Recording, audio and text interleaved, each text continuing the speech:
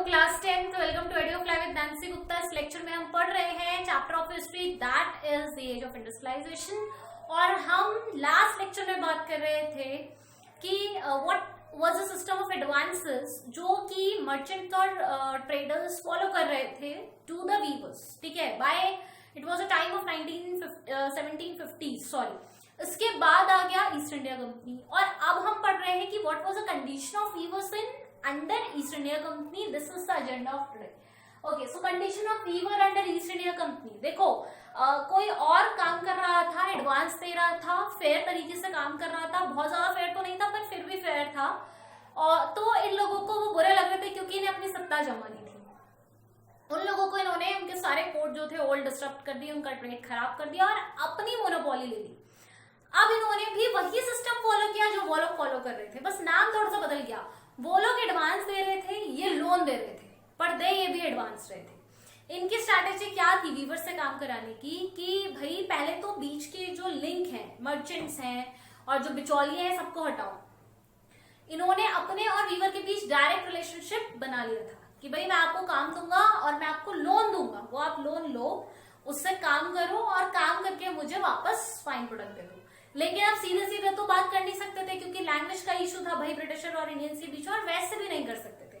तो इन्होंने अपनी तरफ से एक अपॉइंट किया, एक एम्प्लॉय अपॉइंट किया, समझ लो। उसका नाम था गुमास्ता, उसको गुमास्ताज बोलते थे।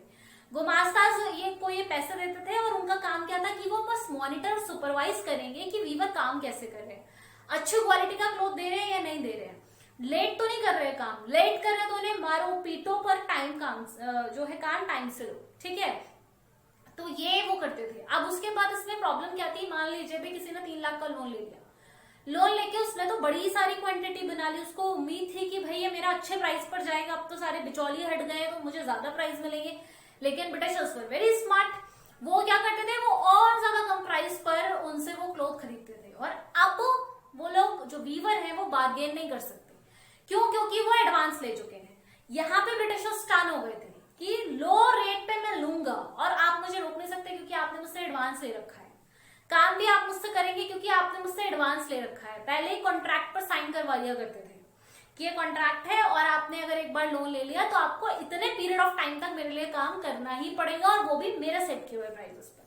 तो वो बेचारे मजबूर हो जाते थे, बन जाते थे, पूरा पूरा फैमिली उनका काम करता था वीविंग में। किसी के अगर छोटे छोटे प्लॉट भी होते थे ना, तो वो अपने छोटे प्लॉट पर जो मजदूरी कर रहा था वो मजदूरी भी छोड़ देता था। क्यों? क्योंकि उसे टाइम पर काम देना है। अगर टाइम पर काम ब्रिटिशर्स को नहीं दिया तो वो मारेंगे, पीटेंगे और बहुत बुरा ट्रीटमेंट करेंगे उनके साथ। इसलिए पूरी पूरी फैमिली लग के काम करती थी और उसके बावजूद भी उनको कुछ नहीं मिलता था। ये सबसे बुरी बात थी, सबसे दयनीय स्थिति थी जिसे मैं कहूँ।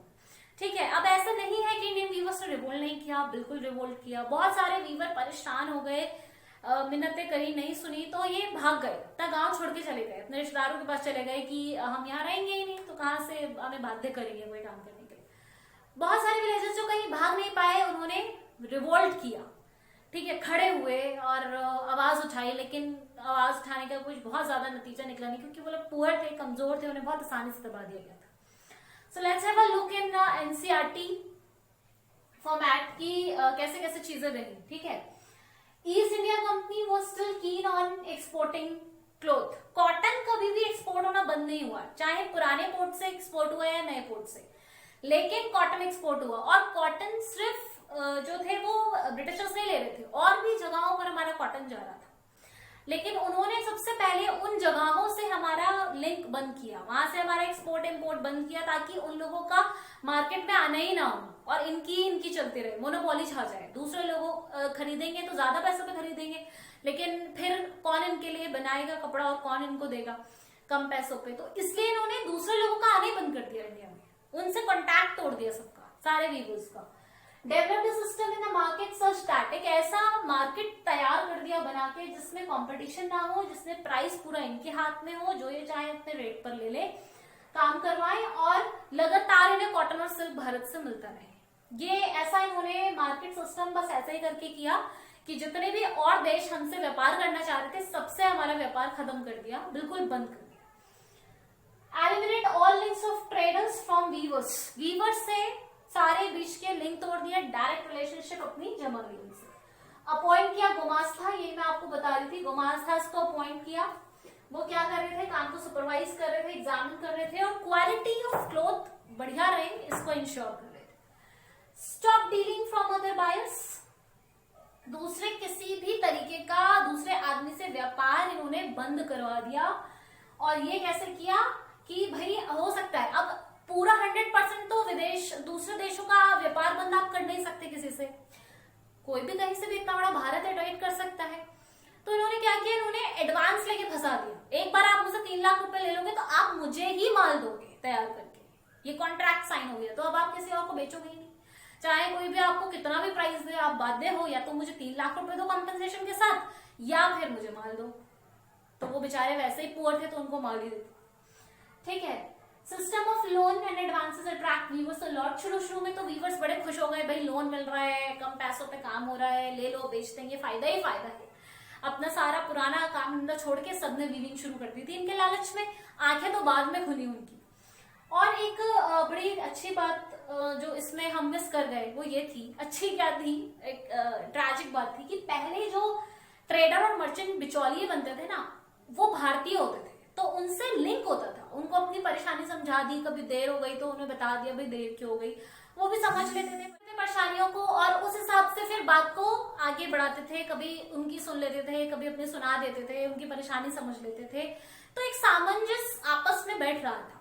लेकिन जो ईस्ट इंडिया कंपनी ने जो गुमास्तास अपॉइंट किए थे बच्चों, वो एकदम ब्रिटिशर्स थे, उन्हीं के लोग थे, उन्हीं की भाषा बोलते थे, बहुत स्ट्रिक्ट थे, रूड थे, एरोगेंट थे, उनका कोई कनेक्शन नहीं था गांव के लोगों के साथ, तो वो उनसे हमेशा रूड बात करते थे और बहुत पनिश करते थे उनको अगर वो काम लेट देते थे। तो इसीलिए उनकी लड़ाई झगड़े बहुत होते थे वीवर्स के साथ, ठीक है। New gumashtas against were arrogant and punish weavers of Delhi often beaten them and flog them, ठीक है, उनको घसीटना, उनको मारना पीटना, ये सब करते थे उनके साथ। ये मैंने आपको बहुत पहले ही बताया, एक बार आपने लोन ले लिया उसके बाद प्राइस बार्गेन करने का कोई चांस नहीं है। जितने पर मैं चाहूंगा, यानी कि ईस्ट इंडिया कंपनी चाहेगी, उतने कम से कम रेट पर वो आपसे सामान खरीदेगी। आप कुछ नहीं कर सकते क्योंकि आपने लोन ले लिया है। और ये बात तो बाद में खुली थी, ये तो बाद में, ये षड्यंत्र बाद में इंडियन को समझ में आया, बहुत बाद में, जब वो फंस गए माल बना के और फिर उनके पास कोई रास्ता नहीं था। उन्होंने सारी कोशिशें की, भागे, आंदोलन किए, पर उनका दबा दिया गया, उनको बहुत परेशान किया गया, ठीक है। तो this was all conditions and conditions of weaver. आगे हम पढ़ेंगे Manchester come to India next lecture में, तो तब तक के लिए स्टे ट्यून्ड।